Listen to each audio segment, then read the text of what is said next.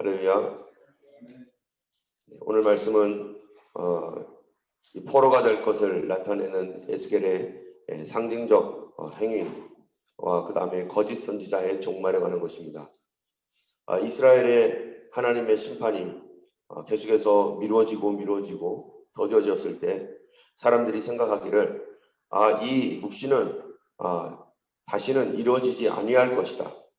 이 묵시나 이 환상과 예언 같은 지금까지 종말이 올 것이다 라고 하는 것은 이거는 속담일 뿐이고 그거는 이루어지지 않을 것이다 라고 이스라엘이 생각하고, 또 어떤 사람들은 이러한 묵시는 있을지라도 우리 시대에는 아니다 라고 이렇게 생각하고 있다라고 하는 그 당시의 사람들의 형편과 분위기에 대하여 에스겔이 말해주고 있습니다.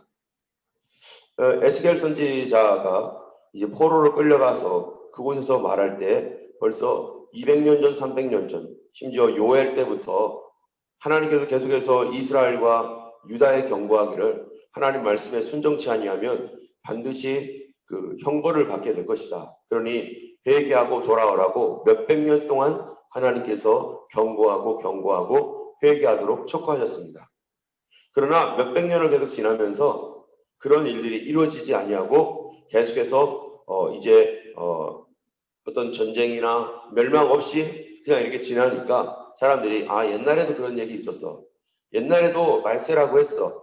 그런데 그 말세라고 하는 것은 우리 때가 아니야. 아주 먼 미래의 때이고 그거는 그냥 상징적으로 그냥 그거는 영적으로 해석하면 돼 라고 하는 식의 그런 생각으로 사람들이 계속해서 딜레이되고 있다라고 하고 있고, 딜레이되고 있고, 그리고 회개할 기회를 계속 주고 있는 하나님의 이 말씀을 하나님은 그런 것들을 영적으로나 말씀하시는 것이다 라고 얘기하면서 실제적 종말에 대하여서는 관심을 갖지 아니하고 다 영적 해석을 하고 있었던 것입니다. 이런 것들이 누구 때문이었는가 하면은 바로 이 거짓 선지자 때문이었어요. 여러분, 마지막 때의 가장 큰 특징 중에 하나가 뭡니까? 바로 거짓 선지자의 출현입니다. 구약 성경에서 이스라엘과 유다가 멸망할 때 참 선지자들을 거짓 선지자가 얼마나 핍박을 하고 심지어 죽이려고 하고 그리고 죽이기도 하고, 그런데 그 거짓 선지자들의 말을 듣고 백성들이 따라감으로 말미암아 백성들이 다 무너지고 깨졌던 것이죠. 그런데 이 신약 성경에서도 보면은 계속해서 경고하고 있는 저기 베드로 후서 이런 데를 보면은 경고하고 있는 말씀이 뭐냐면은 너희 중에 거짓 선지자들이 일어날 것처럼 거짓 교사, 거짓 선생 이런 사람들이 계속 일어난다라고 말하고 있어요.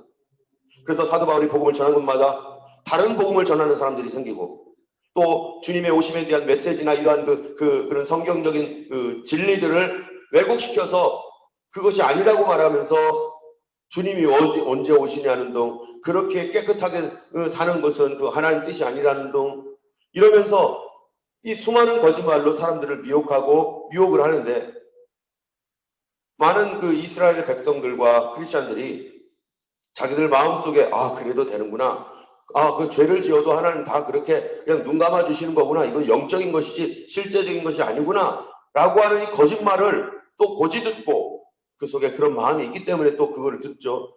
그리고 따라가는 이러한 나라, 이러한 백성들에게 바로 하나님께서 하시는 말씀이 뭐라고 하시냐면은 너희 생전에 이루리라. 너희 때에 이루어질 것이다. 그렇게 얘기를 해도 이거는 다 영적인 의미야. 종말론적 삶을 살으라고 하는 그런 의미야. 언제나 종말론적으로 살아야지. 그렇지. 이러면서 자기 때에는 이루어지지 않을 것이다 라고 하는 그러한 단단한 믿음을 가지고 있었습니다. 이런 일로 인해서 결국 이스라엘은 회개를 늦추고 회개하지 못하고 결국 심판에 이르게 되는 그러한 비참한 운명을 갖게 되는 것이죠. 때문에 포로로 현재 끌려와 있는 이곳 바벨론에서 에스겔은 그 포로로 끌려와 있는 그곳에서 지금 메시지를 전하고, 그 바벨론에 끌려와 있는 사람들에게 이스라엘이 반드시 무너지고 멸망할 것이다, 유다가 멸망할 것이다 라는 것을 여기에서도 전하는 거예요. 그런데 그들이 여기에 전하는 그 장소에 그들이 끌려왔으면 하나님의 말씀이 이루어진 줄로 믿고 그들이 겸손해져야 되는데 에스겔이 끌려와 있는 그 포로된 장소에서도 그 사람들의 마음이 어떤가? 우리 12장 1절을 보면은 1절 2절에 이렇게 말합니다. 또 여호와의 말씀이 내게 임하여 이르시되 인자야 네가 반역하는 족속 중에 거주하는도다. 지금 그렇게 끌려와 있는데도 그 끌려온 그 사람들은 어떤 사람이에요? 그 사람들도 반역하는 족속이라는 거예요. 여전히 똑같은 사람이라는 겁니다. 예레미야에 있어서는 뭐라고 말합니까? 이 예레미야가 본 환상이 한 가지가 뭐냐면은 이 좋은 무화과와 악한 무화과가 있는데 좋은 무화과는 끌려간 무화과, 바벨론으로 끌려간 자들을 좋은 무화과와 같이 대우하고 악한 무화과는 예루살렘에 남아있는 무화과를 악한 무화과와 같이 대우한다고 성경이 얘기하고 있어요. 그런데 우리는 생각하기를 끌려간 무화과는 그러면은 포로로 끌려온 사람들은 다 훌륭하고 깨끗하고 정직하고 그런 사람들인가? 그래도 하나님께서 이 용서하시고 사랑하시는 그런 그래도 믿음으로 살려고 했던 사람들인가? 그렇지 않은 거예요. 여기 끌려와 있는 사람들도 오늘 본문에 보면 그들도 반역하는 족속이라는 거죠. 이런 그들도 반역하는 족속인데 그런데 그들은 볼 눈이 있어도 보지 못하고 들을 귀가 있어도 듣지 아니하니 그들은 반역하는 족속이라. 눈이 있어도 귀가 있어도 보지도 듣지도 못한다. 이게 무슨 말입니까? 이게 영적인 지각이 없는 것이죠. 영적 분별력이 하나도 없는 거예요. 여러분 사람이 영적 분별력이 없으면 어떻게 될까요? 반역을 하게 되어 있어요. 내가 보지도 못하고 듣지도 못하는 그것 때문에 나는 하나님을 반역하는 삶을 살게 되는 거죠. 만약 내가 영적인 지각이 있고 영적인 깨달음이 있다면 저렇게 하면 안 되는구나. 이건 안 되겠구나 라고 하는 걸 보고 들으면서 내 삶을 조절하고 회개하고 돌아올 텐데 그 자체가 없기 때문에 그냥 막 살아가니까 알지도 못하는 가운데서 뭐가 되는 거예요? 나는 하나님의 반역자, 원수가 되는 거죠. 때문에 우리에게 지금 이 말씀을 통해서 나의 눈과 귀가, 나의 영적인 눈과 귀가 열려 있는가? 내가 지금 깨어 있는가? 깨어 있지 않는 그런 삶을 산다면 내가 깨어 있는지조차도 모르는 것이고 내가 잠자고 있는지조차도 모르는 사람들은 지금 하나님 앞에 하나님의 뜻과 전혀 상관없는 그런 삶을 살고 있을 수 있는 것입니다. 그거를 우리는 반역한다라고 말하는 거죠. 안 믿는 사람들이 하나님을 반역하려고 일부러 그렇게 살아갑니까? 그게 아니에요. 자기 정력대로 내 계획대로 그냥 내 인생을 내가 살아가는 거죠. 그런데 좀 더 깊이 창조하신 하나님의 그 성품과 우리를 창조하신 그 이유와 목적을 깊이 연구해 보면은 우리는 하나님의 뜻과 전혀 반대로 가고 있는 것. 그 뜻에 대하여 관심도 없고 그렇게 살아가는 것이 무슨 죄냐고 생각하면서 거기에 대한 지각이 없는 거죠. 근데 이것이 영적인 지각 없는 것, 그게 반역이고 성도가 그럴 능력이 없는 것, 그것이 깨어있지 못한 잠자는 삶을 말하는 것입니다. 그런데요, 하나님께서 그런 반역하는 족속에게 상징적인 어떤 행동을 하라는 거예요. 지금 그렇게 듣지도 않고 보지도 못하는 백성인데도 하나님은 지금 뭐 하고 있는 거예요? 계속해서 말씀 전하겠다는 거예요. 듣지도 보지도 못하는데 우의독경이죠. 그래도 선지자를 보내가지고 그래도 말씀을 전하는 거예요. 그러면은 3절에 보니까 그렇게 보여주는 그 하나님의 시청각 자료죠. 누가요? 에스겔이. 그래서 하나님께서 너 포로 행장을 꾸리고 낮에 그들의 목전에 끌려가라. 그리고 내 초소를 다른 곳으로 옮기는 걸 보면 비록 반역하는 족속이라도 뭐가 있으리라? 혹 생각이 있으리라. 혹 생각은 하겠지. 저게 무슨 뜻이지? 왜 저러고 있지? 아니 저 사람 미쳤나? 아니 여기 와가지고 왜 저래? 그러면서 그들이 왜 저러고 있지? 라고 하는 혹시라도 생각이 있을 거다. 말씀을 전할 때 우리가 매주 토요일마다 나가고 캠벨타운도 가고 하지만 그 중에서 어쩔 때는 단 한 사람도 관심이 없었던 적도 있을 겁니다. 내가 주는 이 전도지나 이런 거를 받으려고 한 사람도 안 받았던 적도 있어요. 예전에 우리 수아가 복음을 전도하고 라임이가 전도할 때 애들 거를 안 받으니까 애들이 상처를 받더라고요. 그 전도지를 안 받았다고, 내거 안 받았다고. 우리가 복음을 전해도 그들이 들을 귀가 없기 때문에, 그런데도 하나님이 뭐 하시는 거예요? 또 나가라. 하나님은 계속해서 일하시는 하나님이십니다. 그런데요, 여기에 이 에스겔이 이렇게 포로의 행장을 꾸리고 이렇게 반역하는 족속들 앞에 이런 시청각 자료로 이런 행동을 할 때, 이런 행동을 하는 것을 보면서 이게 에스겔이 하는 행동이 뭔가, 이게 굉장히 중요한 거예요. 지금 앞으로 이스라엘이 이렇게 끌려갈 것이라는 것을 미리 예시로 보여주는데, 그게 성경에 오늘 뭐라고 말하고 있느냐? 그의 행동과 그의 삶에 대하여 이게 바로 이스라엘 족속에게 대한 징조다. 그 사람의 행동이. 6절을 보면 그렇게 말하고 있어요. 우리 한번 같이 읽어보겠습니다. 캄캄할 때 그들의 목전에서 어깨에 메고 나가며 얼굴을 가리고 땅을 보지 말지어다. 이는 내가 너를 세워 이스라엘 족속에게 징조가 되게 함이라 하시기로. 이스라엘 족속의 징조. 에스겔이라는 선지자는 이스라엘 족속이 앞으로 어떻게 멸망할 것인가에 대한 징조. 예수 그리스도의 삶과 그분의 인격은 무엇에 대한 징조입니까? 바로 하나님이 어떠한 분이신지, 예수 그리스도를 믿음으로 말미암아 어떤 축복과 또 그를 거절함으로 말미암아 앞으로 미래에 어떤 저주가 임할지, 거기에 대한 뭐겠어요? 주님이 징조입니다. 구약 성경에서도 많은 사람들이 하나님의 징조로서 살았어요. 하나님을 신실하게 경유하고 믿는 사람들이, 믿지 아니하는 사람들이나 그냥 이 교회만 왔다 갔다 하는 사람들에게 뭐가 될 수 있어요? 하나님의 징조가 될 수 있어요. 마지막 시대에 대한 징조, 여러분, 성경에서 마지막 시대에 대한 징조가 있습니까? 없습니까? 사람을 통해서 나타낸 마지막 때에 대한 징조. 당연히 있죠. 누굽니까? 그게 노아와 롯이죠. 11절에도 보면 이렇게 말해요. 또 말하기를 나는 너희 징조라. 내가 행한 대로 그들도 포로로 사로잡혀 가리라.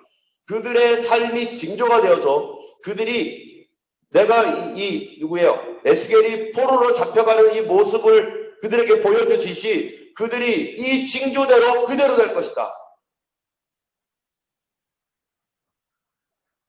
유다의 마지막 때에 그가 징조가 되어서 이렇게 될 것이라고 얘기한 것처럼, 하나님께서 예수 그리스도를 통하여 예수님께서 우리에게 마지막 때의 징조를 바로 노아의 시대와 같고 롯의 시대와 같다.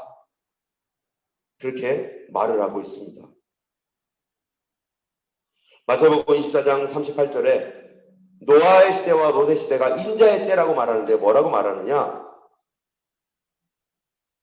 사람들이, 홍수가 있기 전에 사람들이 먹고 마시고 장가들고 시집가고 있으면서 홍수가 나서 저희를 멸하기까지 깨닫지 못하였으니, 심판이 임하고 있는데도 깨닫지 못한대요.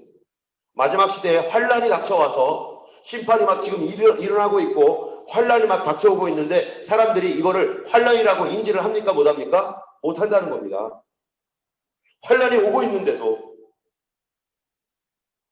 누가복음 17장 38절에 또 롯의 때와 같으리니 사람들이 먹고 마시고 사고 팔고 집을 짓더니 롯이 소돔에서 나가는 날에 하늘로서 불과 유황이 비오듯 하며 저희를 멸망하여 시켰다. 인자의 날에도 이와 같으리라. 이 롯의 때는 무엇과 같냐면은, 롯이 뭐라고 했어요? 38절에, 17장 38절에 롯이 소돔에서 나가던 날에 하늘에서 불과 유황이 떨어졌다는 거예요. 그럼 롯은 불과 유황을 받았어요? 안 받았어요? 안 받았죠. 심판의 재앙을 받지 않고 그들은 천사를 통해서 그들을 끌려서 어디로 가는 겁니까? 삶의 터전, 어디예요? 무슨 성이었죠, 여기가? 작은 섬, 소알섬으로 그들이 피했어요. 이 노아의 때와 같고 롯의 때와 같다라고 말할 때 분명히 거기에 뭐가 있는 거예요? 하나님이 피하게 해주는 사람. 그런데 어떤 사람은 지금 환란이 다가오고 심판이 다가와도 성도일지라도 그게 환란이라고 생각 안 하고 심판이라고 생각 안 하는 사람도 있고 죽을 때까지 그게 뭔지 모르고 죽는다는 겁니다. 여러분 베드로후서 2장 5절에서 9절까지 보면은 여러분 한번 찾아보시겠어요? 베드로후서. 요번 주 이 주일날 묵상 본문이던데 보니까 베드로후서 2장 5절에서 9절까지 한번 읽어보겠습니다.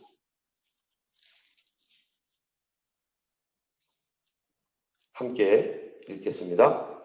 옛 세상을 용서하지 아니하시고 오직 의를 전파하는 노아와 그 7 식구를 보존하시고 경건하지 아니한 자들의 세상에 홍수를 내리셨으며 소돔과 고모라 성을 멸망하기로 정하여 재가 되게 하사 후세에 경건하지 아니할 자들에게 본을 삼으셨으며 무법한 자들의 음란한 행실로 말미암아 고통당하는 의로운 롯을 건지셨으니 이는 이 의인이 그들 중에 거하여 날마다 저 불법한 행실을 보고 들으므로 그 의로운 심령이 상함이라.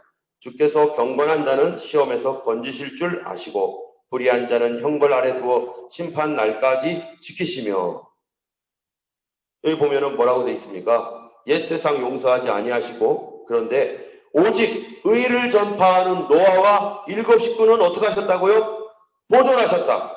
경건하지 아니하는 자들의 세상에 홍수를 내리셨다.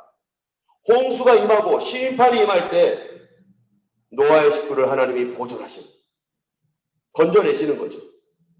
또 6절에도 보면 소돔과 고모라 성을 멸망하기로 정하여 죄가 되게 하셨는데 그런데 7절에 롯이 어땠는가? 무법한 자들의 음란한 행실로 말미암아 고통당하는 의로운 롯을 어떻게 했다고요? 건지셨다는 거예요. 그들의 심판 가운데 건지셨다. 그래서 9절에 주께서 경건한 자는 어디에서 건지실 줄 알아요? 시험에서. 여러분, 이 빌라델비아 교회에게 주님께서 말씀하신 약속이 뭡니까? 빌라델비아 교회에게. 빌라델비아 교회에게 말씀하신 게 이 요한계시록 2장에 나오는, 3장에 나오는데요. 이런 말씀이 있어요. 10절입니다. 3장 10절. 네가 나의 인내의 말씀을 지켰은즉 내가 또한 너를 지켜 시험의 때를 면하게 하리니 이는 장차 온 세상에 임하여 땅에 거하는 자들을 시험할 때라. 롯을 시험에서 건져오셨어요.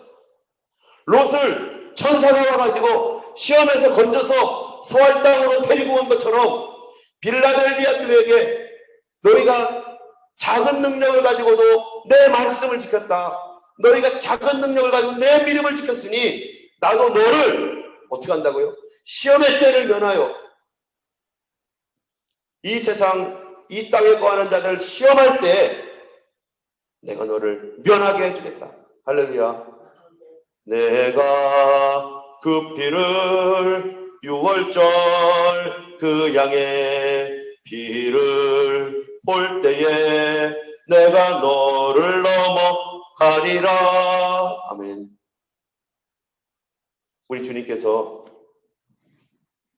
이때 말씀 지키는 이 땅을 보며 애통하는 사람들에게 주님께서 지금 표를 하시고 그들을 지키시고 주님께서 그들을 시험의 때를 면하기 위해 하기 위해서 앞으로 당차올 환난의 때를 피하게 하기 위해서 주님께서 그의 백성들을 데리고 가시는 휴거의 날이 반드시 올 것입니다. 우리 주님께서 우리를 그렇게 지키시고 우리를 그렇게 도와주시려고 기다리고 계시는 거죠. 또 누가복음 17장 22절에도 보면요 이렇게 말을 해요. 여러분 이것도 한번 찾아보겠습니다. 누가복음 17장 우리가 직접 한번 찾아보겠습니다. 누가복음 17장 22절.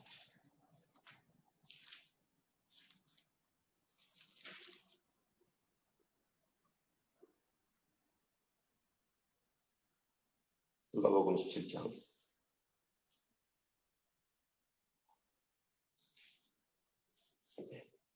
22절이 아니라 32절부터 35절까지 한번 읽어보겠습니다. 시작. 롯의 철을 기억하라. 무릇 자기 목숨을 보존하고자 하는 자는 잃을 것이요 잃는 자는 살리리라. 내가 너희에게 이르노니 그 밤에 둘이 한 자리에 누워 있음에 하나는 데려감을 얻고 하나는 버려둠을 당할 것이요 두 여자가 함께 맷돌을 갈고 있음에 하나는 데려감을 얻고 하나는 버려둠을 당할 것이라. 아멘. 그 날에 반드시 이런 일이 있을 것이다. 두 사람이 함께 자리에, 두 사람이 함께 잠을 자다가 한 사람은 데려감을 당하고 한 사람은 버려둠을 당하고, 두 사람이 함께 맷돌을 갈다가 한 사람은 데려감을 당하고 한 사람은 버려둠을 당할 것이다. 어떤 사람들은 휴거에 대하여 이렇게 말하고 저렇게 말하고 여러 가지 해석이 있습니다. 그러나 성경에서 오늘 본문에서 볼 때 주님 분명히 말씀하고 있는 것은 시험의 때에서 건지고 시험의 때를 면하고 두 사람이 함께 있다가 하나는 버려둠을 하나는 데려감을 당할 것이다. 우리 주님의 그 때가 다가오고 있고 지금도 많은 사람들이 회개하라고 외치고 있고 많은 사람들이 정신을 차리라고 외치고 있는데 어떤 사람들은 그건 종말론적으로 살으라는 얘기야. 그거는 실제로 임하는 게 아니라 영적인 상징이야. 주님이 누가복음 21장 34절에 너희는 스스로 조심하라. 그렇지 않으면 방탕함과 술 취함과 생활의 염려로 마음이 둔하여지고 뜻밖의 그날이 덫과 같이 너희에게 임하리라. 이 날은 온 지구상에 거하는 모든 사람에게 임하리라. 그러므로 너희는 장차 올 이 모든 일을 능히 피하고 인자 앞에 서도록 항상 기도하며 깨어있으라 하시니라. 아멘. 우리가 항상 주님 앞에 깨어있는 삶, 기도하는 삶, 그런 삶을 주님 앞에 오늘도 드리며 주여 언제 오시겠나이까. 우리가 하나님의 말씀 메시지를 듣고서도 상징이라고 생각하고 우리 시대에 일어나지 않을 것이라고 생각했던 이스라엘처럼 그것 때문에 회개하지 않고 그것 때문에 돌아서지 않고 그대로 살다가 멸망받았던 사람들처럼 되지 않게 하시고 참으로 주님의 이 경고의 말씀 들으며 주께서 우리를 시험의 때를 건지도록 하기 위해서 시험의 때를 면하도록 하기 위해서 주의 천사를 보내실 터인데 주님 우리를 불쌍히 여기시사 시험의 때에서 건져주시옵시고 우리를 면하게 해주시고 끝까지 주의 말씀 지키며 살아가는 우리 되게 하여 주시옵소서. 우리가 함께 이렇게 기도했으면 좋겠습니다. 이 시간 다시 한번 아까 불렀던 찬양 265장 우리 다시 한번 부르시고 우리 주님 가르쳐 기도한 이후에 함께 하나님 앞에 찬양 기도하겠습니다. 265장입니다.